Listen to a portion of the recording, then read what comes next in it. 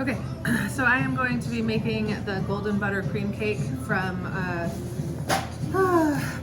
one of my idols, Rose Levy Berenbaum's Cake Bible. And I serve this as an 8x8 square cake. I serve it with nothing with it, or maybe a little dusting of powdered sugar, something like that.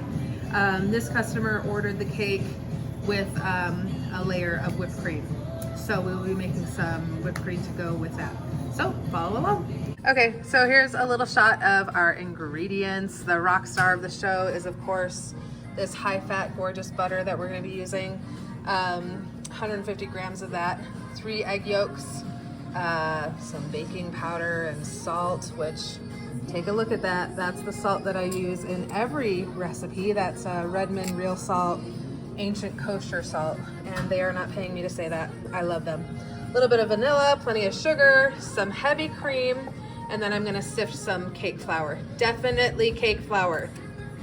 I have the bowl on the scale, which we need to zero out, and we're gonna do this nice and easy until we get 150 grams of this beautiful cake flour. And while I'm doing this, let me just talk about cake flour.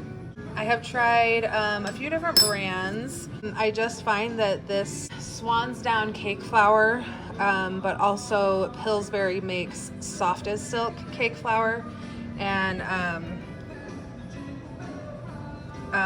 both of those do the trick for me. I really like those two brands. I do not like all-purpose flour for cakes. I don't like any other brand of cake flour that I have found. So it's Swan's Down is one of the brands, which here, let me just zoom in on my little supply up there. Swan's Down, but I'll also get the Pillsbury, what's it called? Soft as silk. Okay, so the first thing we're gonna do is put our egg yolks.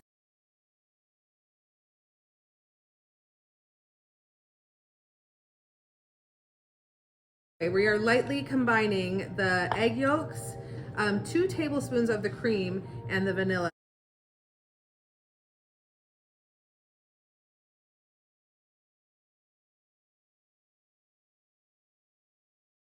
Okay, so we're gonna do all the dry ingredients. So I've sifted my cake flour.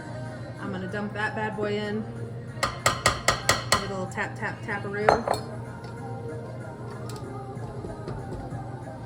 Sugar. 6 grams of baking powder. And again, that fancy salt that I love. There isn't much, like, obviously scraping that needs to happen because it's dry at this point, but I still like to bring everything down off the sides of the bowl. And now we're gonna add the butter and the rest of the cream. And this is sort of counterintuitive to what you're used to doing making cakes and cookies. Is typically you first cream a butter and a sugar, a fat and a sugar together. But this, we're adding the fat to the dry ingredients right now in this step of the baking. And the cream is the other part of this. I'm gonna go ahead and turn the mixer on while I'm pouring this. And give it a little scrapey poo. Make sure we get all the goodness of that fat in there. We're mixing this just until the dry ingredients are moistened. Maybe I should show you. So just until the dry ingredients are moistened, we're almost there.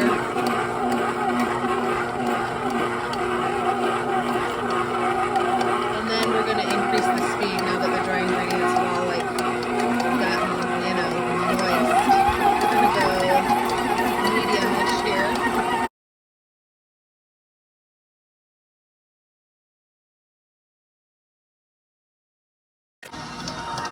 Okay, so now we're scraping.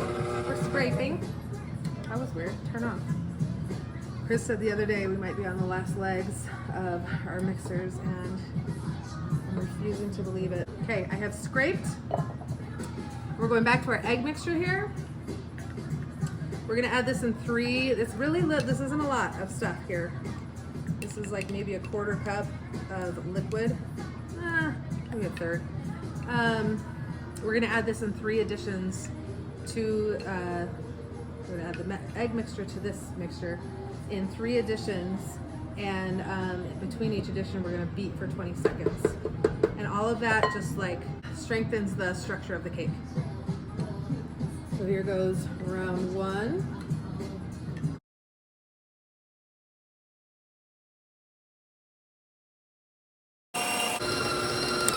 Okay, scrape.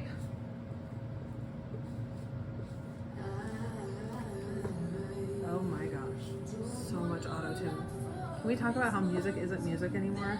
I hate this garbage. No offense to anybody who loves it. I still love you. I just don't like your music. Okay. So we scraped. Did our first edition. Here comes our second edition. Make sure you leave a little bit for the third. Let's go ahead and beat.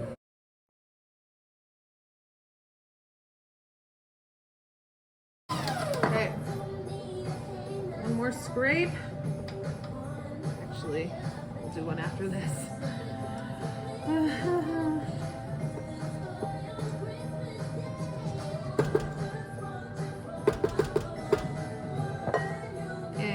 Final addition of the egg mixture into the rest of it. Ugh, smelling glorious. Why I love this recipe by Brooke Berrigan is that it's just so simple and straightforward and yummy, and like, I don't know, you can have a cup of hot chocolate or coffee or whatever it is that you like to drink.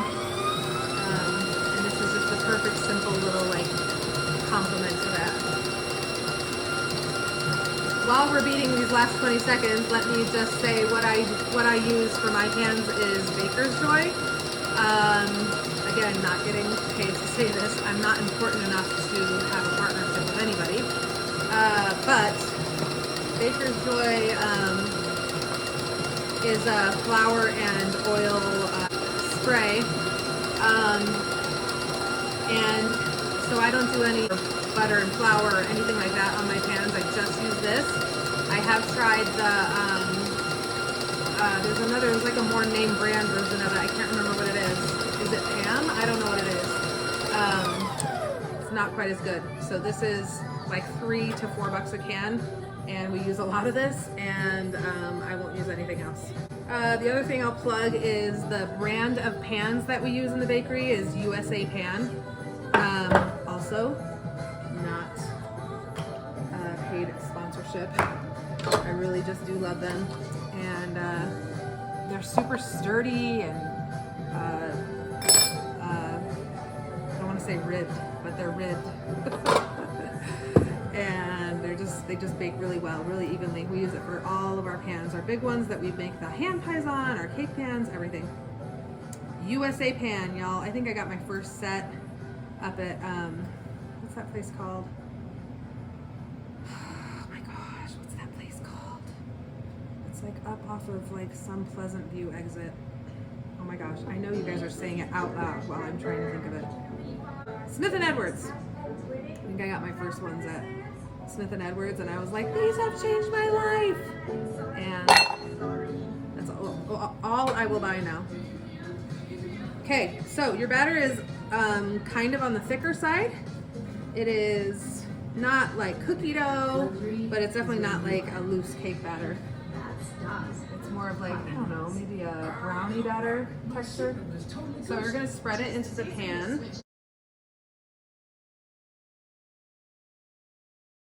So the rock star of the show here is definitely the butter.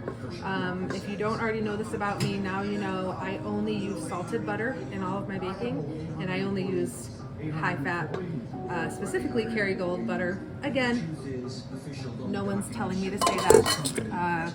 You just can't beat high fat butter, and the best high fat butter I have found is Kerrygold. I have tried the other ones at the grocery stores that they have available, but I always come back to Kerrygold.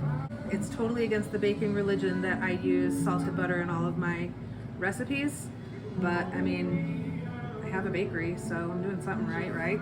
I don't know. You're not supposed to use salted butter so that you can control the salt like result in each of your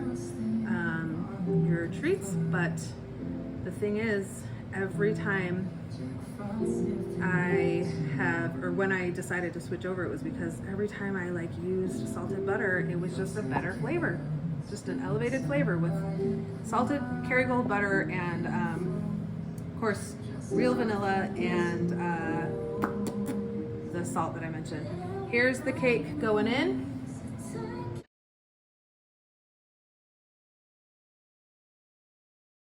So here it is in all its glory, the Rose Levy Berenbaum butter cake.